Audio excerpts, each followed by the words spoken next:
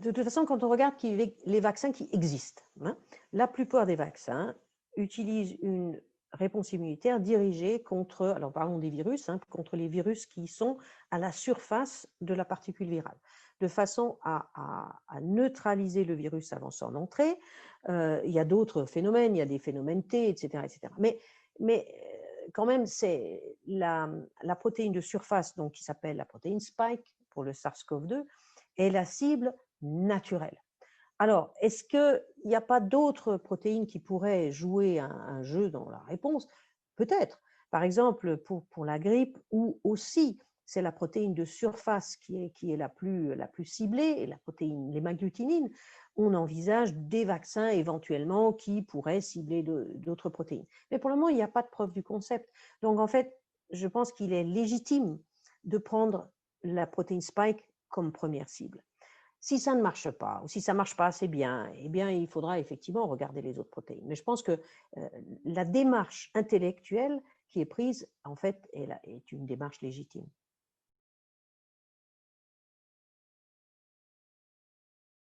Alors, il y a des mécanismes qui se mettent en place, ce n'est pas qu'on n'y pense pas. Et dans le cadre de l'opération ACT-A, qui avait été lancée, c'est l'accélérateur pour l'accès aux technologies, hein, qui avait été lancé par la Commission européenne, en particulier d'ailleurs par la présidente de la Commission, qui avait été appelée de ses voeux clairement par le président Macron et d'autres, s'est mis en place plusieurs qu'on appelle piliers, hein, pour favoriser l'accès aux pays plus pauvres à ces technologies. Alors, il y a un pilier diagnostic, il y a un pilier thérapeutique et il y a un pilier vaccin qui s'appelle COVAX.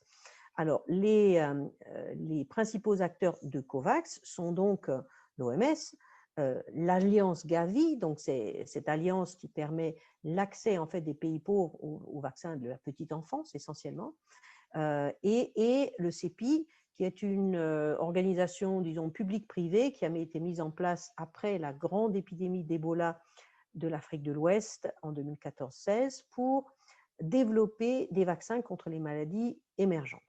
Alors, les trois acteurs, ensemble, opérationnalisent ce pilier vaccin qui s'appelle COVAX. Alors, que fait COVAX? COVAX négocie, donc d'abord reçoit des fonds de la part de donateurs, surtout étatiques. COVAX a fait état de besoins de financement de 35 milliards d'euros ou de dollars, c'est un peu différent, mais pas tant que ça, pour arriver à couvrir tous les besoins. Alors, pour le moment, on n'y est pas. Ils ont 3,5 milliards. Mais 3,5 milliards, c'est quand même de l'argent.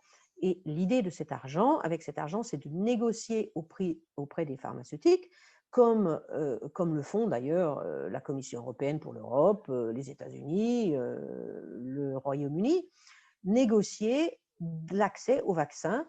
Et ce vaccin sera donc acheté par COVAX, qui pourra à ce moment-là le rétrocéder aux pays les plus pauvres et même aux pays qui ne sont pas les plus pauvres. Et l'idée serait que donc les pays les plus riches, même les pays à revenus élevés, en fait, achètent et payent le prix complet, c'est-à-dire le prix que COVAX a payé pour acheter les vaccins, et que par contre les pays les plus pauvres reçoivent le vaccin comme donation.